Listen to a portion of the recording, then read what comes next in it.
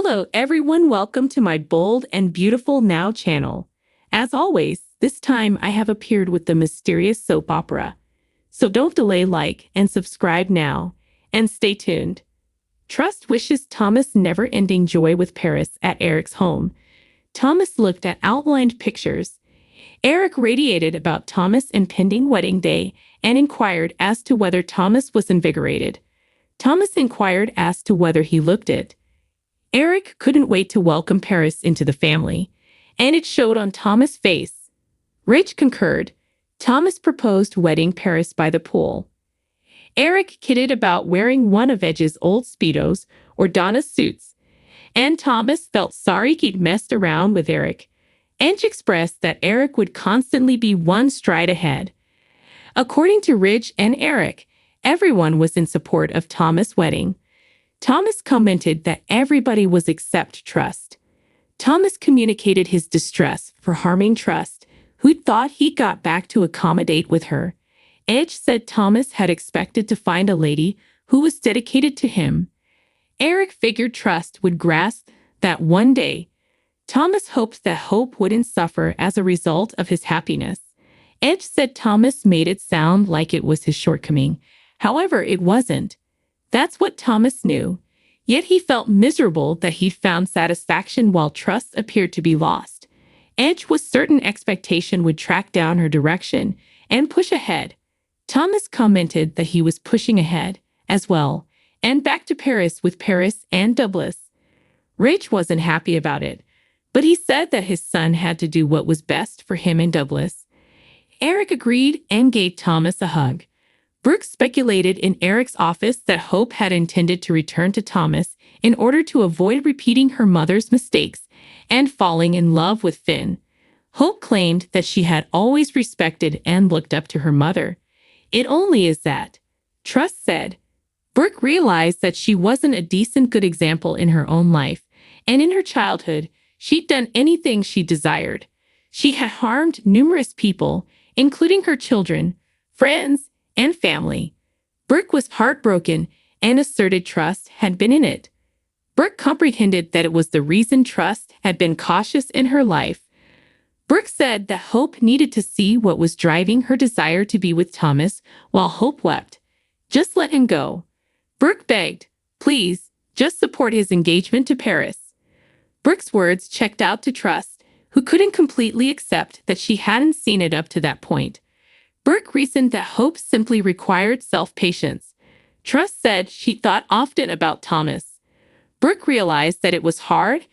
However, she said Trust didn't require a man. Brooke was aware of Hope's desire to meet the man of her dreams. Like you and Edge? Hope inquired. An idealized version, Brooke said, but she and Ridge had problems. Trust contemplated that they continuously found their direction back to one another. Brooke expressed that she and Edge had understood that they would have rather not live without one another. Brooke didn't see that for Trust and Thomas.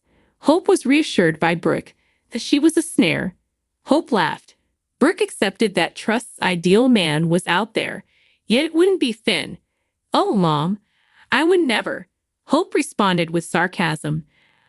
I'm not a homewrecker. Hope received a hug from Brooke. Rich and Brooke later shared a kiss in Eric's office.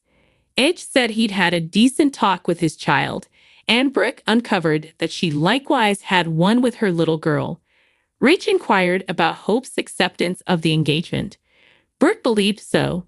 Edge said he believed that everybody should be blissful, and Brooke expressed that she did, as well. In the plan office, Thomas showed up as Trust worked. He'd showed up to converse with her about his arrangements and didn't figure it would take long. Hope decided that she should apologize to him.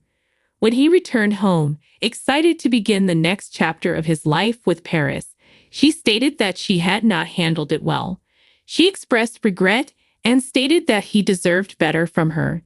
Hope's distress upon his return was understandable. Thomas reasoned, because they had been completely in love.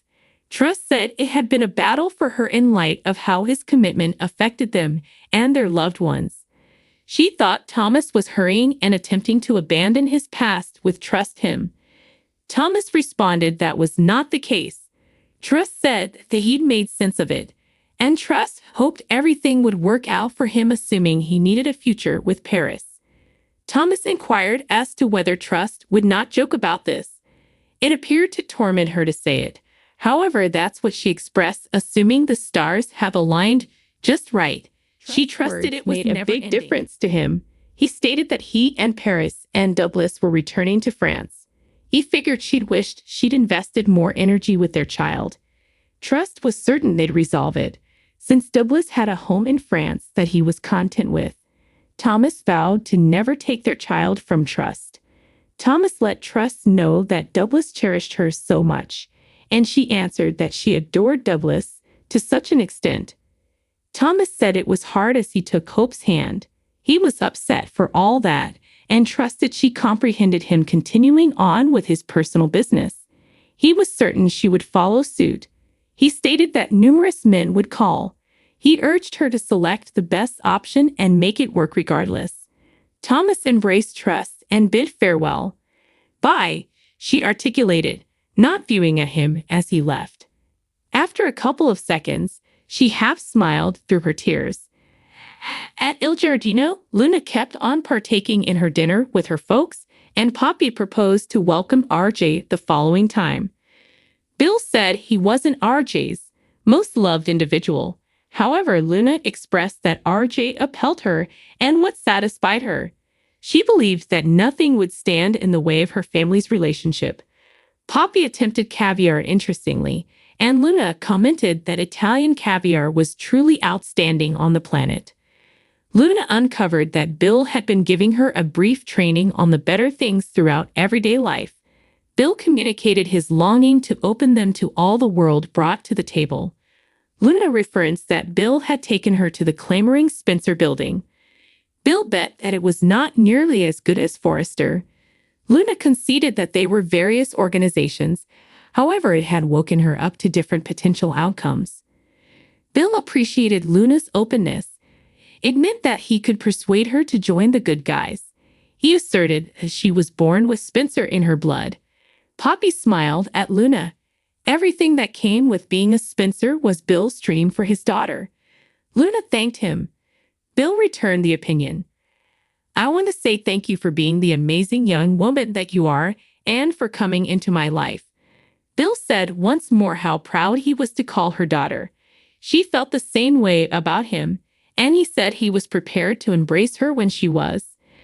Bill and Luna embraced after Luna stated that she had been prepared since they had received the results. In the extra space, the lights glimmered. The lights continued to flicker even after Hollis repeatedly flipped the switch up and down. He saw a manila envelope wedged between the open zipper pulls of Tom's backpack on the floor. Minister hollered, requesting that Hollis recover some wine. Deacon showed up after a while and inquired about the lengthy delay. After Deacon left, Hollis grabbed a bottle of wine and looked back at the backpack as he went. At the bar later, Minister chattered on about a booking, however, understood that Hollis had daydreamed. He asked what was the deal with Hollis, and Hollis conceded that he was unable to quit asking why Tom had gone too far the evening of his exhibition. Hollis got back to the extra space and grabbed up Tom's pack. He let Tom know that he was upset for going through Tom's own things. Once more, the lights gleamed. Hollis hauled a few old letters out of the manila envelope taken care of. He appeared to be amazed and baffled, checking out at the addresses on the envelopes.